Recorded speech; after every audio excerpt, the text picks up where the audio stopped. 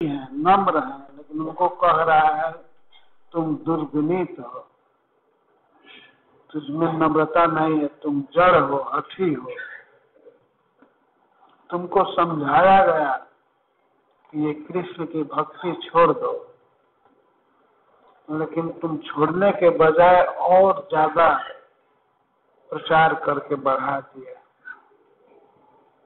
तो तुम मेरी बात नहीं मानते, इसलिए तुम दुर्विनीत हो। मतलब जिसमें विनय बिल्कुल नहीं है। पर प्रत्येक प्राणी के, प्रत्येक मनुष्य के जीवा पर सरस्वती का वास है। माता सरस्वती ही वाणी की अधिष्ठात्री देवी है, वही अध्यक्ष हैं। तो वे भगवान को या प्रहलाद महाराज को गाली नहीं दे सकती।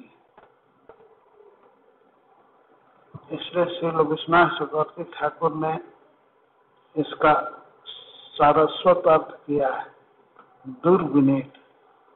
दुर्विनीत का अर्थ है दुख से परिपूर्ण इस संसार में विशेष रूप से जो नीत लाए गए हैं।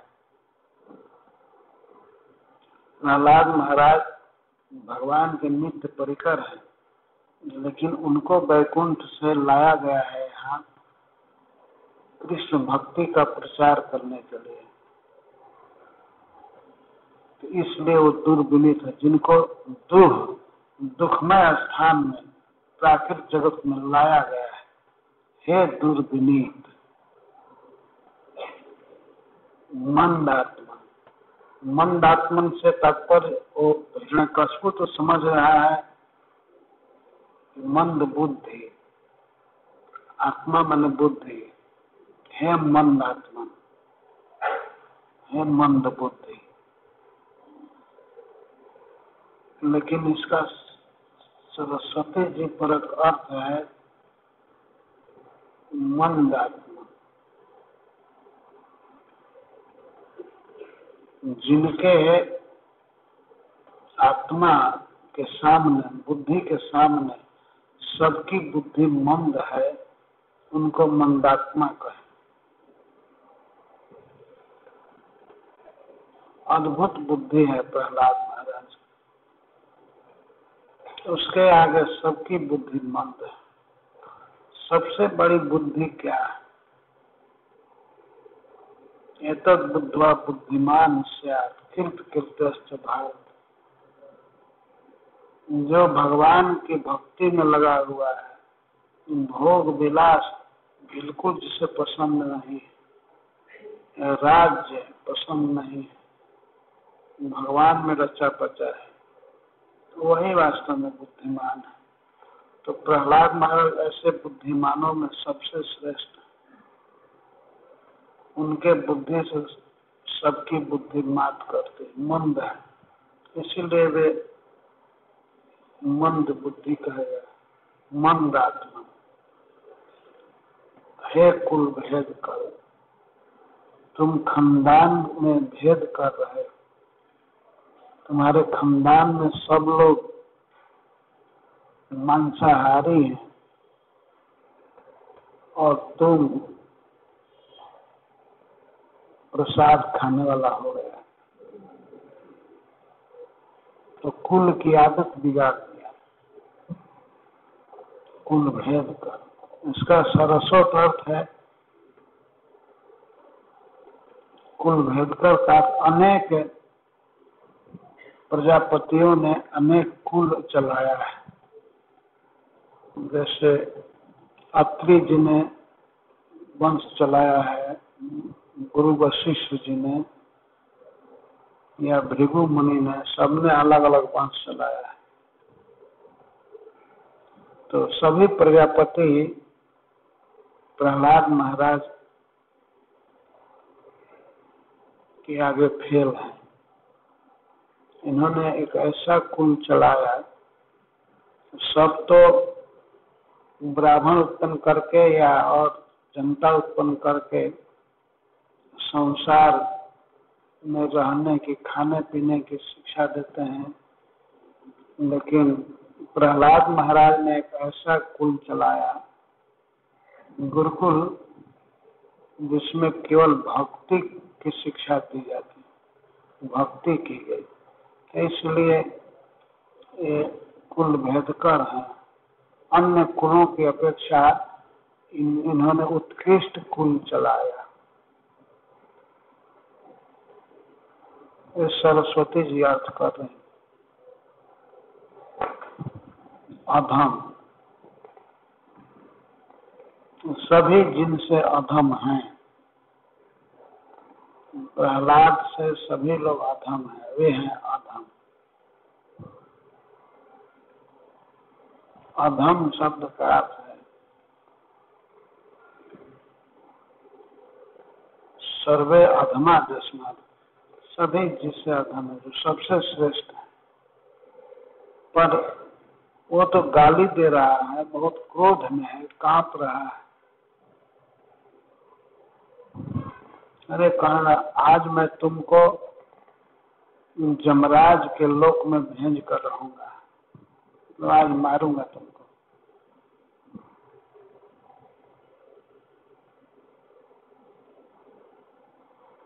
क्रोधः से जैसे कम पंते त्रयो लोका सहेश्वरा। तुमको पता है जब मैं क्रोध करता हूँ, जब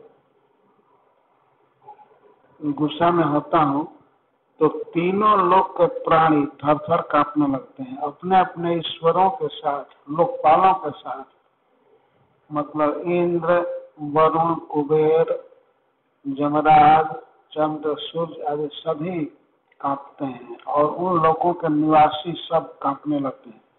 हाय बाप, अब क्या होगा, हिरण्यकशिपु महाराज क्रोध में है। वे लोग ऐसे सोचते हैं। और वही हिरण्यकशिपु राजा, मैं पूरा क्रोध में हूँ, और फिर भी मेरे सामने तुम डर नहीं रहे हो।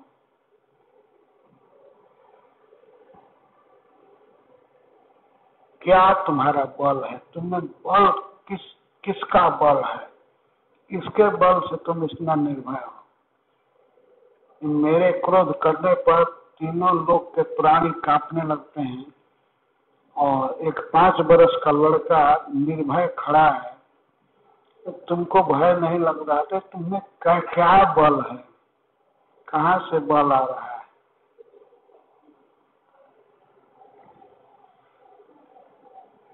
तस्य अभित्वल मूढ़। अरे मूढ़, तुमको पता नहीं क्रोध का क्या परिणाम होगा। अभी तलवार से तुम्हारा मस्तक काट दूंगा, या तुमको पटक दूंगा, पत्थर पर मर जाओगे। तुमको मरने से डर नहीं है। किसका बल है? कहाँ से बल आ रहा है तुम्हें?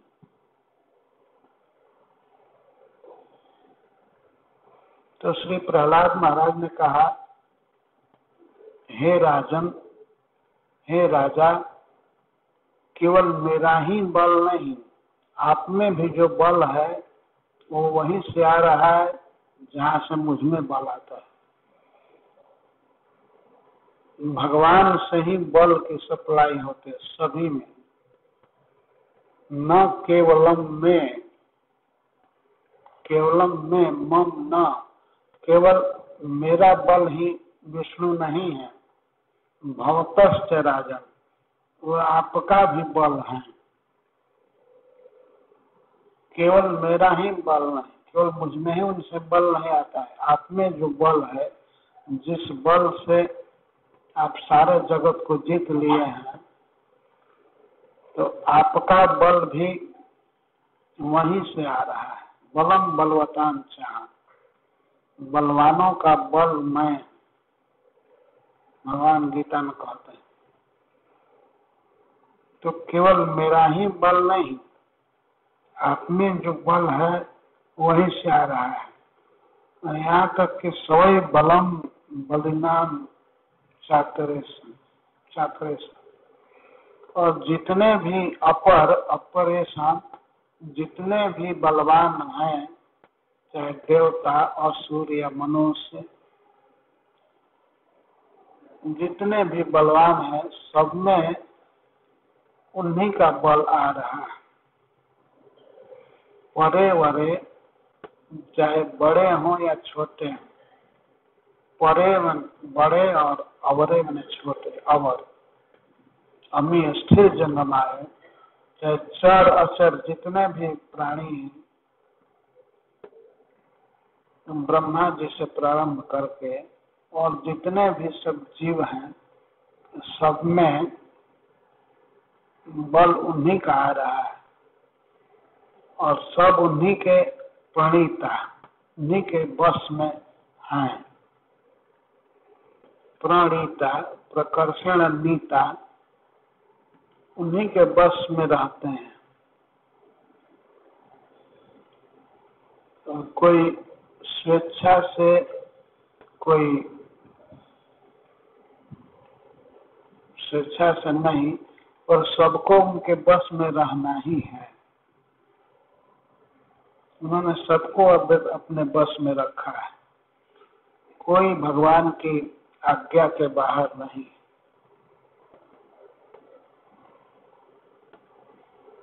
स ईश्वर काल, वही परमेश्वर हैं, सबके नियंता हैं और काल हैं। कलयति इति काल, काल जो सभी प्राणियों को जन्म देता है, पालता है, पोषता है और अंत कर देता है, तो भगवान विष्णु ही काल है। स ईश्वर काल उरुक्रम, ये उरुक्रम है। उरव क्रम पाद विक्षेप लीला जस स उरुक्रम, ये उरुक्रम उनकी अद्भुत लीला है, अद्भुत गति है। असौ, ये भगवान विष्णु सभी प्राणियों में ओज है। ओज का अर्थ है इंद्रिय में स्फूर्ति, ओज सह, और वही मनोबल है। ओज सह सत बलेन्द्रियात्मा, वही धैर्य है। उन्हें कहा किसी में धैर्य आता है, सत्य का अर्थ है धैर्य, और बलम देह बल, और शरीर में बल आता है उन्हीं से आता है। वही सबके हृदय में परमात्मा रूप से रहते हैं और वहीं से बल आता है। और सारी इंद्रियां काम करते हैं, आंख देखने का काम करती है, कान सुनने का, पैर चलने का, उन्हीं से सब काम होता है।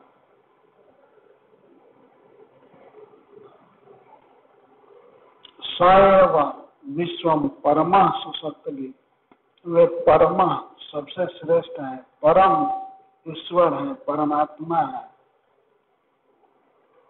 सुप्रीम पर्सनालिटी ऑफ गॉड है।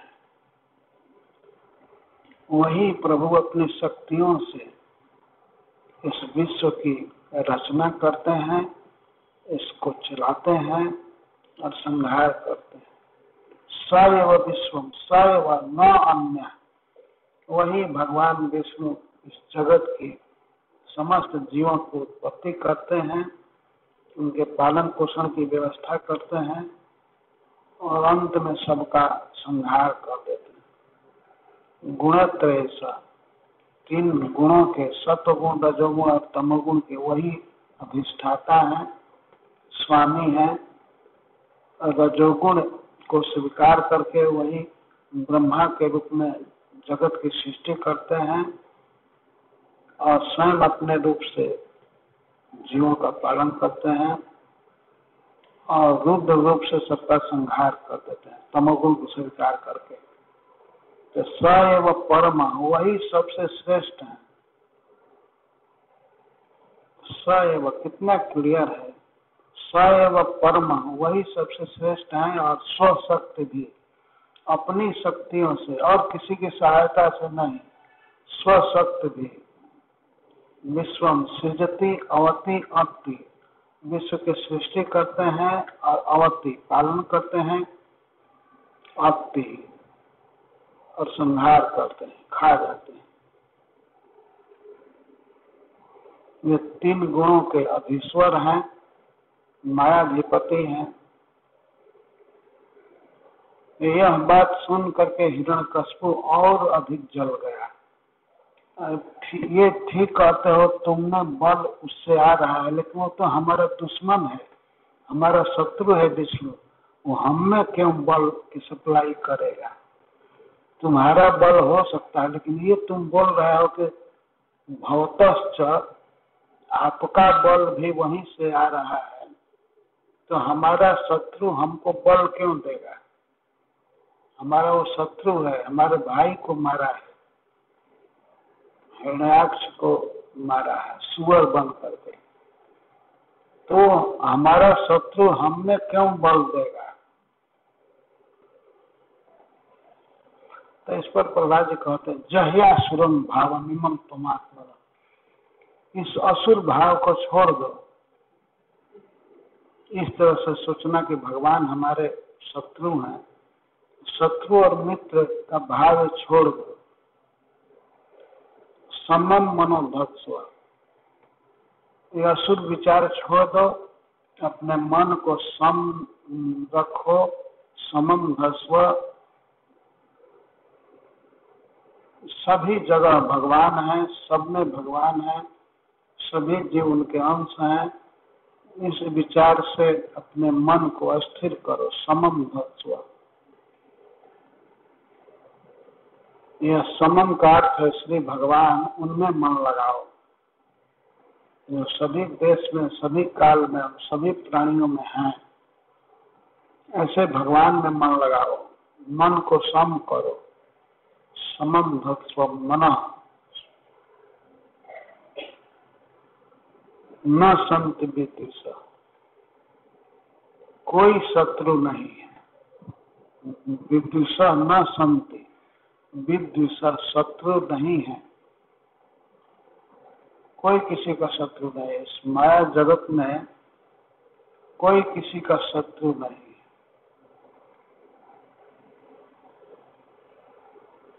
तो कहा कि जब शत्रु और मित्र नहीं है तो इसकी अनुभूति कैसे होती है कि शत्रु, ये शत्रु है, मित्र है, इसकी प्रकृति कैसे होती है? तो कहते हैं ये न जीते हुए मन के कारण होती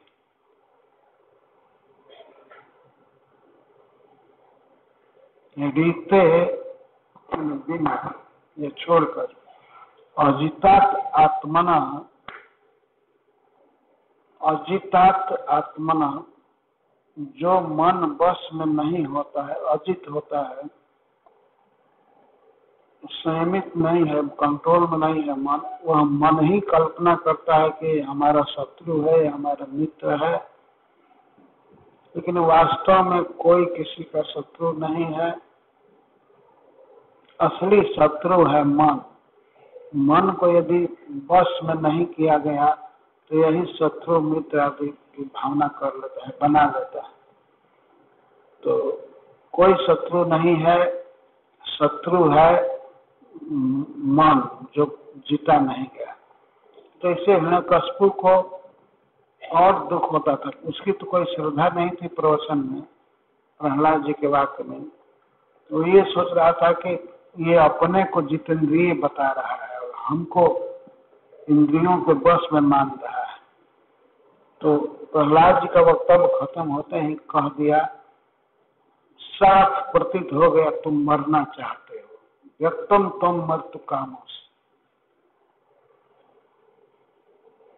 प्रहलाद जी का भाषण असुर बालकों के साथ हुआ, अब हिरण्यकश्यप के पास हो रहा है।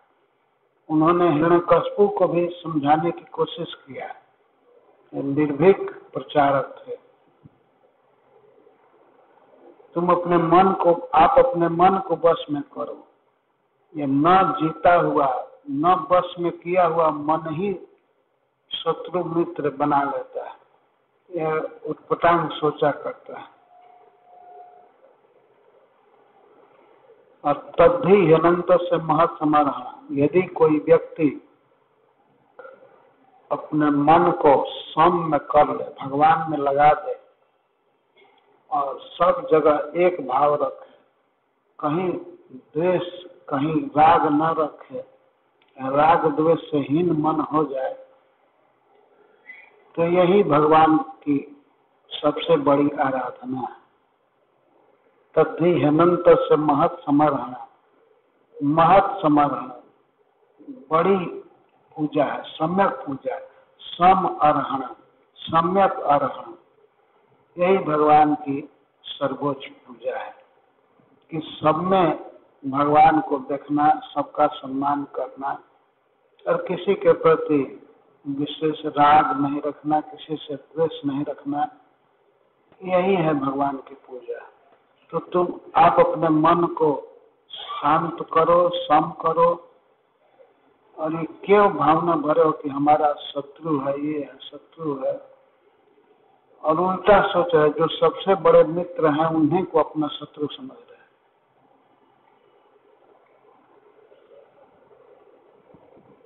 जिस साधु पुरुष ने, सज्जन ने अपने मन को जीत लिया है, जितात्मना साधु ज्ञस्य, जो जानकार है, उसके लिए अपने मोह से उत्पन्न शत्रु के अलावा कोई शत्रु नहीं। शत्रु कोई नहीं, केवल स्वमोह प्रभुआ, अपने मोह से, अपने अज्ञान से केवल कल्पना मात्र कर लेता है जीव कि यह शत्रु है, मित्र है। वास्तव में अज्ञान से उत्पन्न शत्रु के अलावा और कोई शत्रु नहीं। झूठ-मूठ के व्यक्ति मान लेता है कि हमारा शत्रु है, हमारे मित्र है। तो इस प्रवचन ने हिरण्यकश्यप को और जला दिया। वो ये बात मान रहा था कि प्रहलाद अपने को जितेंद्रिय समझ रहा है, अपने को ज्ञानी मानता है और हमको मूर्ख बता रहा है। प्रहलाद महाराज तो सिद्धांत कह रहे थे, उनका हिरण्यकश्यप पर कोई आक्षेप नहीं था, पर वो समझ लिया ऐसा है। एक बात और प्रहलाद महाराज ने कहा, दर्शन पूरा क्षण नवजित रूम पतो। पहले जमाने में भी, इसके पहले भी बहुत से देवताएं असुर हो गए हैं।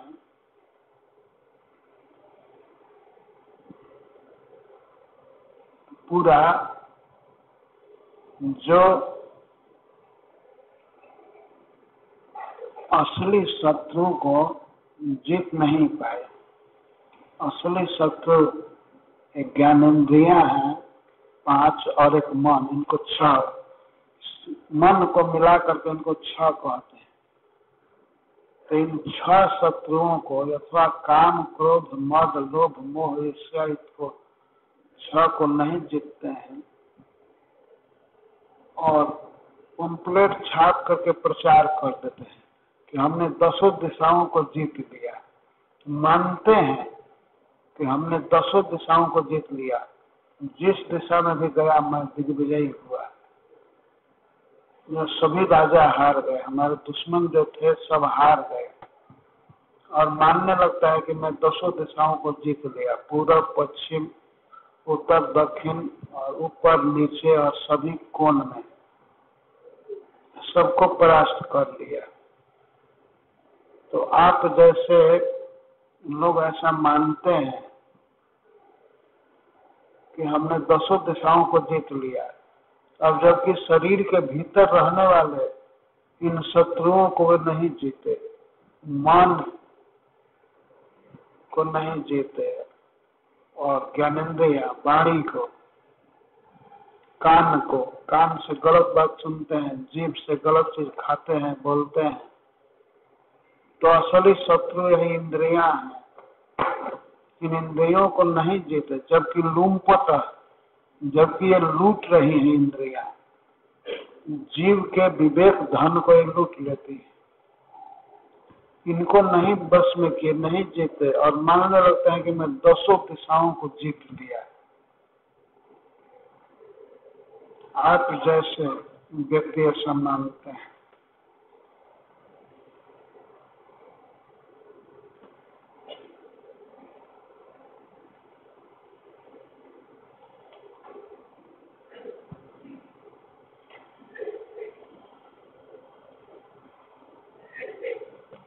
विगत है।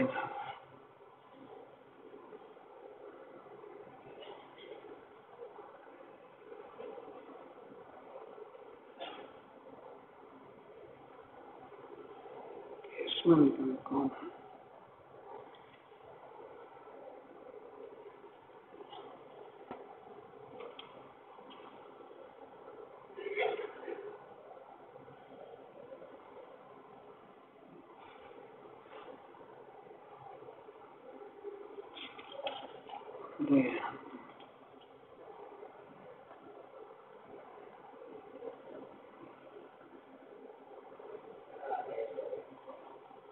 लेकिन वास्तव में शत्रु कोई नहीं है।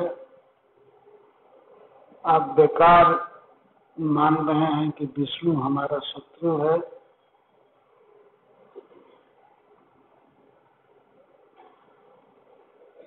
तो हिरण्यकश्यप कहता है व्यक्तम त्वम मर्तु कामोसी। अब साफ पता चल गया तुम मरने पर लाभ दिए, तुम मरना चाहते हो। इसका लक्षण क्या है कि यो अति मात्रम विकर्त से, अब तुम बहुत अधिक बोल रहे हो, अपने सीमा से बाहर जा रहे हो। हमारे पास कोई ऐसा नहीं बोल सकता है, कोई नहीं कह सकता कि तुमने अपने इंद्रियों को नहीं जीता है और तुम जितेंद्रिय बन रहे हो। और कई प्रकार से कहा है कि मैं तुम्हारा बाप हूँ, तुम अभी छोटे लड़के हो, तुमको बोलने की भी कला या विधि मालूम नहीं है, बाप के सामने ऐसे बोल रहे हो। तुम अशुद्ध बालक समझ लिए क्या? तो हमको भी शिक्षा देने लगे। अति मात्रम विकट से, अति मात्रा में बोल रहे हो। तुम प्रकारांतर से अपनी प्रशंसा कर रहे हो और मेरी निंदा कर रहे हो। जो मुमूर्षु होते हैं, मरने वाले होते हैं, उनके मुख से ऐसे ही बेसिर पैर की बातें निकलती हैं, कुछ पटांग बातें निकलती हैं। ये लोक सत्य है, लोक में ऐसे देखा गया है।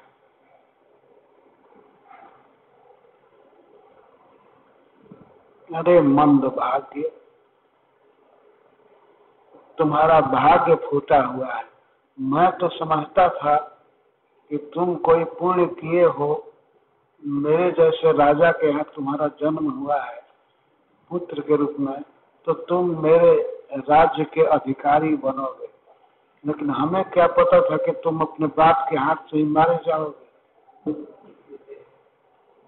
तुम्हारा भाग्य फूटा हुआ है, मंद भाग्य। और मेरे सामने जो तुम ये कह रहे हो कि हमारे अतिरिक्त कोई ईश्वर है जिसका नाम विष्णु है, ये बता रहे हो। मेरे अलावा कोई दूसरा ईश्वर बता रहे हो। वास्तव में ईश्वर तो मैं हूँ, लेकिन अगर तुम ये कह रहे हो कि कोई दूसरा ईश्वर है, तो आज मैं देखना चाहता हूँ, यदि तुम्हारा बताया हुआ ईश्वर है और जिसकी तुम शरण लिए हो उसका नाम हरि है, वो हरि आज यदि तुमको बचा ले तो मैं मान लूंगा कि हाँ ईश्वर है। इस तरह से प्रहलाद महाराज को बहुत बुरा बुरा बोल करके और वह मारने के लिए तैयार हुआ। बांधा तो पहले ही से था, खंभे में बांध कर दिया है, मारने के लिए तैयार हुआ। सिंहासन से उठ करके तलवार लेकर के और उनको काटना चाहता था। और प्रहलाद घबरा नहीं रहे थे, कहीं भागे या चिल्लाने, कुछ नहीं। वे बिल्कुल एक बच्चे की तरह थे जो विश्वास रखता है कि हमारी माँ रक्षा करेगी। तो जब ही वो मारना चाहता था तो उसके पहले वो कहा कि यदि वो हरि है और कहते हो सब जगह है, जो सब जगह है तो इस स्तंभे, इस खंभे में क्यों नहीं दिख रहा है? स्तंभे किम दृश्यते,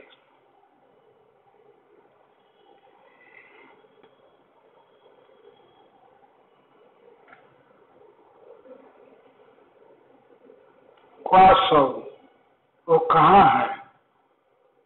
तो प्रहलाद महाराज ने कहा सर्वत्र, सब जगह है। तो कस्मात स्तंभे न दृश्यते, तो श्री प्रहलाद ने कहा वो तो दृश्यते, हमको तो दिखाई दे रहे हैं, और हिरण्यकश्यप कहता है मुझसे मया न दृश्यते, हमसे वे नहीं दिख रहा है, कहाँ है वह? तो प्रहलाद महाराज खंभे में भगवान को देख करके प्रणाम करने लगे। तो उसको विश्वास हुआ कि यहाँ है। तो कहता है बाबा हमको तो दिखाई नहीं दे रहा है। तो वे प्रणाम कर रहे थे प्रहलाद महाराज, तो समझा कि यहीं आ गया है, खंभे में आ गया। तो अब कस करके अपनी मुष्टिका से मारा। उसकी मुष्टिका लोहे की हथौड़ा से भी अधिक कठोर था। वो मारा खंभे पर, और उसी खंभे में बहुत जोर की आवाज हुई सिंह के दहाड़ने की। और इतना भयंकर आवाज थी कि ब्रह्मा जी अपने सिंहासन पर लड़खड़ा गए, और जितने लोग पाल थे सब डर गए। वे लोग समझे कि अब हमारे लोक का प्रलय होने वाला है, अब सारा विश्व नष्ट हो जाएगा। बहुत भयानक आवाज हुई, और हिरण्यकश्यप देखने लगा ये कहाँ से आवाज आई। वो ये नहीं समझ रहा है कि ये केवल मुष्टिका मारने से वहीं से भीतर से आवाज आ रही। ऐसा लगा कि जैसे कोई स्विच ऑन हो गया, मारा मुष्टिका से भयंकर आवाज आने लगी। सब असुर जहां तहां गिर गए, बेहोश हो गए। और हिरण्यकश्यप बेहोश नहीं हुआ, उसको भय हुआ, और प्रहलाद महाराज ने भी वो सुना आवाज, तो वे बिल्कुल बेहोश नहीं हुए। वो हिरण्यकश्यप लगा देखने की ये जीव सिंह की आवाज है, तो ये कहाँ है। सारे भवन में देखने लगा कहाँ से आवाज आई, कहाँ से आवाज आई। वो इस तरह से देख रहा था, तब तक खंभे को फाड़ करके श्री नृसिंह भगवान प्रकट।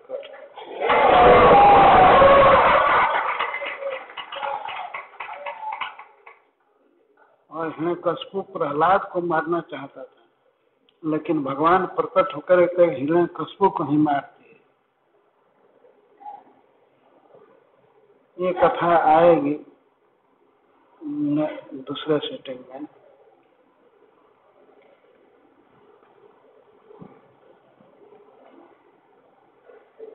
इस तरह भगवान प्रकट हुए।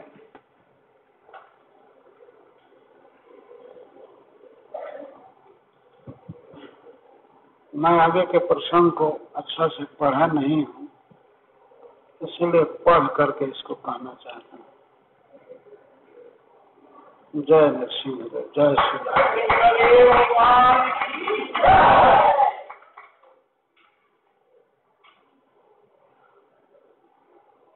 जय श्री प्रभुपाद।